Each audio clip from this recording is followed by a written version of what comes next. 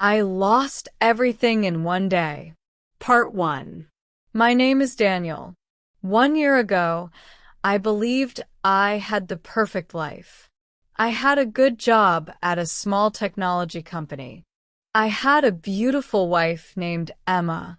We had a 6-year-old daughter, Lily. Every morning, I woke up with a smile. Every night, I went to bed feeling thankful. I never imagined that my whole life could change in just one day. But it did. It was a Monday morning. The weather was warm, and the sky was bright blue. Emma was in the kitchen making pancakes. The smell of fresh coffee filled the house. Lily was sitting at the table, drawing a picture of our family. "Look, Daddy," she said with a big smile. I looked at her drawing. There were 3 people holding hands under a yellow sun. "That's beautiful," I said. She laughed. "I made you taller than Mommy." Emma smiled and shook her head. "You always win," she said. I kissed Emma goodbye. Then I hugged Lily. "See you tonight," I said. Those were the last words I spoke before everything changed. The drive to work was normal. Cars filled the streets. People were walking to their offices. I turned on the radio and sang with my favorite song. I felt lucky. When I arrived at work, something felt different. Nobody was talking. Some people were crying. Others were looking at the floor. My manager walked toward me. "Daniel," he said quietly, "can you come to my office?" My heart suddenly felt heavy. I followed him without saying a word. He closed the door. He looked tired. "I am so sorry," he said. "The company is closing." For a few seconds, I couldn't understand his words. "Closing? What do you mean?" I asked. He looked down. "We lost our biggest client last month. We tried to save the business, but we couldn't. You are losing your job today." Everything became silent. I couldn't hear anything. Not the air conditioner. Not the people outside. Nothing. After 10 years, I was unemployed. I packed my things into a small cardboard box. A family photo, a coffee mug, a notebook, a few pens. That was all I carried when I walked out of the building. I sat inside my car for almost 30 minutes. I didn't know how to tell Emma. Then my phone rang. It was our neighbor, Mrs. Carter. She never called me. I answered immediately. "Daniel?" Her voice was shaking. "You need to come home." "What happened?" There was silence. Then she whispered, "There was a fire." My hands started shaking. "What?" "Emma and Lily." She stopped speaking. "They're alive. But they are in the hospital." At that moment, I forgot about my job. I forgot about money. I only wanted to see my family. Part 2. I pressed the gas pedal as hard as I could. Every red light felt too long. Every second felt like an hour. My hands were shaking. I kept saying the same words. "Please be okay. Please be okay." When I arrived, I couldn't believe my eyes. My house was surrounded by fire trucks. Police cars were everywhere. The front yard was full of people. Smoke was still rising from the roof. My beautiful home was almost gone. I jumped out of my car and started running. A police officer stopped me. "You can't go inside." "My family," I shouted. "My wife. My daughter." He looked into my eyes. "They are safe. They're already at City Hospital." I felt my knees become weak. Safe. That was the only word I could hear. Safe. I drove to the hospital as fast as I could. When I arrived, Emma was sitting in a hospital bed. She had a bandage on her arm. Her face was covered with black smoke. Lily was sleeping beside her. She looked peaceful. I hugged Emma without saying a word. She started crying. "So much is gone," she whispered. I looked at Lily. "No," I said softly. "Not everything."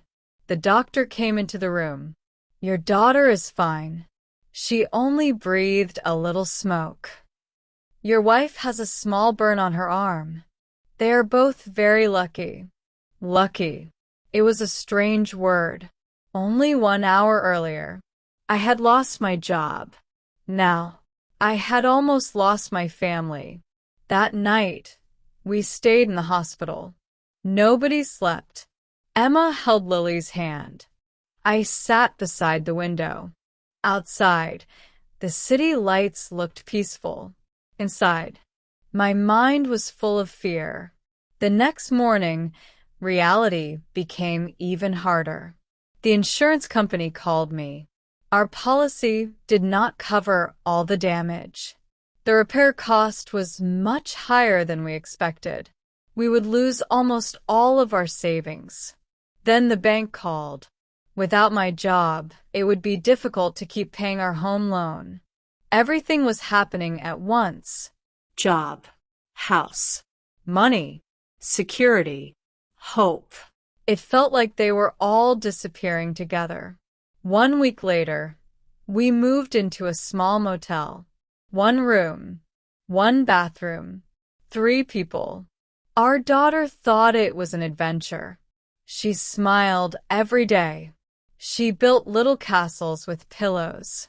She laughed. Emma smiled for Lily. But at night, when Lily was asleep, Emma cried quietly. One evening she asked me, "Daniel, what are we going to do?" I didn't have an answer. For the first time in my life, I truly felt lost. Part 3. The next few weeks were the hardest weeks of my life. Every morning, I woke up before sunrise. I put on my only clean shirt. I printed copies of my resume. Then I walked from one company to another. "Thank you for coming. We will call you. We found someone else." Those words became part of my daily life. Nobody called. Nobody needed me. Every evening, I returned to the motel with another smile that wasn't real. Emma always asked, "How did it go?" I always answered, "It was okay." But it wasn't okay. Not even close. One afternoon, I opened my wallet. I counted the money. $43. That was all we had left. I looked at Emma. She already knew. Neither of us said anything. A few days later, I had to sell my car. It wasn't a luxury car, but I loved it. It was the first new car I had ever bought. I remember driving Emma home after our wedding. I remember taking Lily to school on her first day. So many memories lived inside that car. The man handed me an envelope with cash. I gave him the keys. As he drove away, it felt like another part of my life disappeared. Now we had no house, no job, no car, only each other. One night, Lily climbed onto my lap. "Daddy." "Yes, sweetheart." "Are we poor?" The question broke my heart. I forced a smile. "We don't have much money right now, but we still have something very important." "What?" "We have each other." She smiled. "That's enough." Children can say the simplest things, and somehow they sound wiser than adults. The next day, I noticed something on the calendar. My heart stopped. Lily's birthday was only 3 days away. Every year, we celebrated together.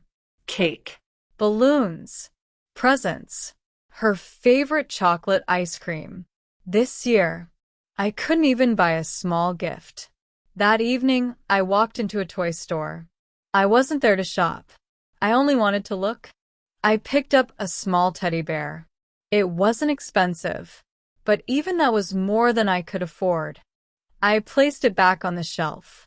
As I turned to leave, I heard a voice behind me. "Excuse me, sir." An old man was standing near the counter. He had kind eyes and gray hair. "You dropped this." He held out a $20 bill. I looked at him. "No, sir. That's not mine." He smiled. "I know." There was a long silence. Then he gently placed the money into my hand. "Sometimes," he said, "people don't need charity. They only need someone to believe in them."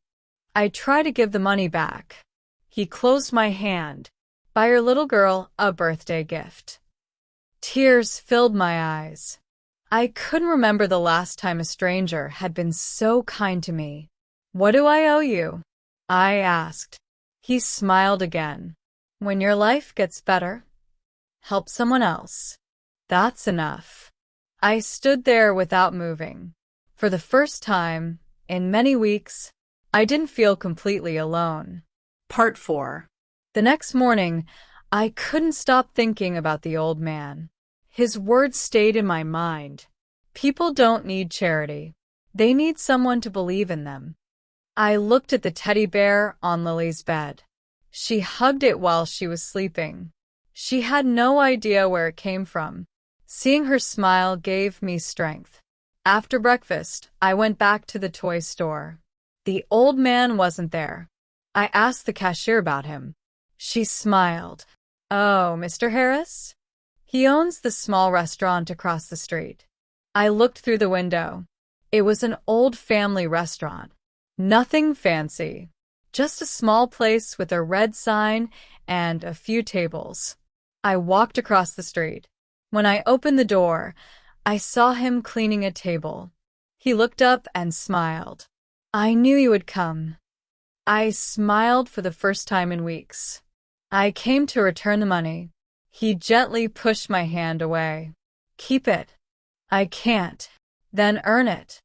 I looked at him. "What do you mean?" He pointed toward the kitchen. "My dishwasher quit yesterday. I can't pay much, but I can pay something. It isn't a big job. It isn't your dream job, but honest work is never small."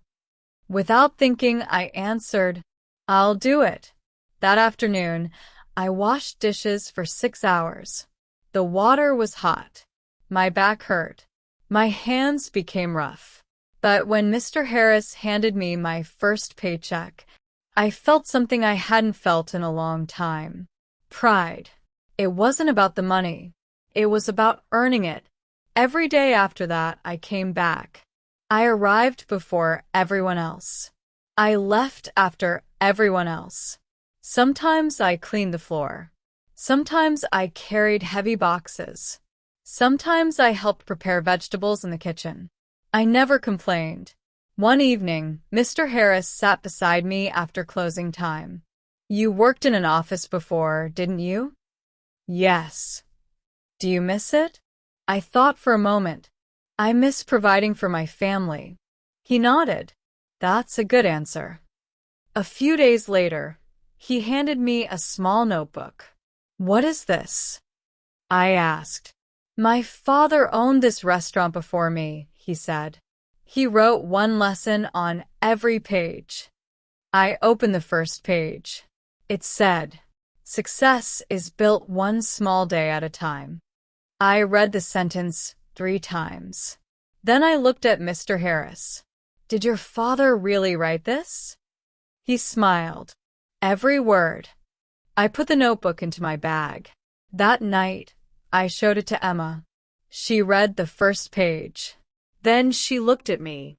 "I haven't seen this look in your eyes for a long time." "What look?" "Hope." For the first time since the fire, I believed she was right. Part 5, Final. Life didn't become perfect overnight. Some days were still difficult. Some nights, I still worried about money. But every morning, I had a reason to wake up. I worked at Mr. Harris's restaurant for almost a year. I learned everything: cooking, cleaning, serving customers, ordering supplies, even managing the small business. One evening, after closing time, Mr. Harris called me into his office. He looked at me for a long moment. "You know," he said with a smile, "I've been thinking about retiring."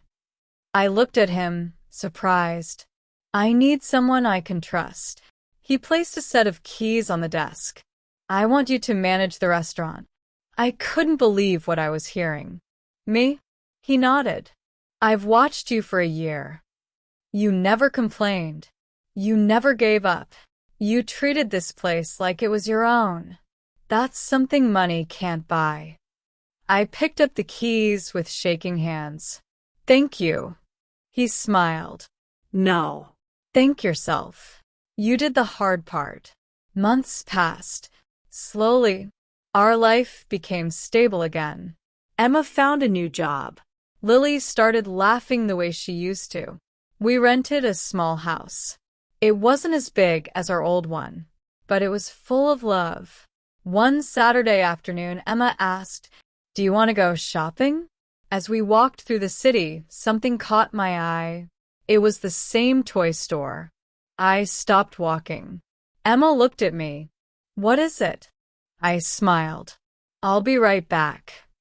I walked inside. Nothing had changed. The same shelves, the same lights, the same teddy bears. Then I saw a little boy holding a toy airplane. He looked at his father. "Dad, can we buy it?"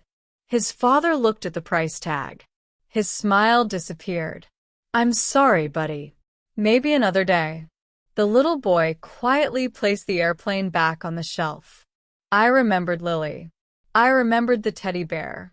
I remembered the $20. Without saying a word, I walked to the cashier. "I'd like to pay for that airplane." The cashier smiled. A few minutes later, she called the little boy's father. "Sir, someone already paid for it." The father looked around the store. He couldn't see who it was. I quietly walked toward the door. Just before I left, I heard the little boy shout, "Thank you." I turned around. He was smiling, a smile so full of joy that it reminded me of Lily. Outside the store, Emma was waiting. "What took so long?" she asked. I smiled. "I was paying back an old debt." She looked confused. "What debt?" I looked up at the sky. Years ago, a stranger believed in me when I couldn't believe in myself. It was my turn. Emma slipped her hand into mine. We walked home together. The sun was beginning to set. It was beautiful.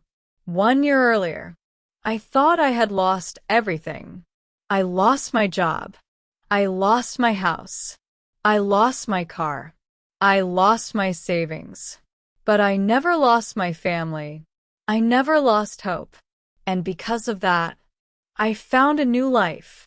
Sometimes, life doesn't destroy you. It clears the road, so you can find a better one. My name is Daniel. This is my story. Thank you for listening. Life lesson. A single act of kindness can change someone's life forever. Never underestimate the power of believing in another person. Vocabulary from the story, 20 words. Below are important words from today's story with simple English meanings.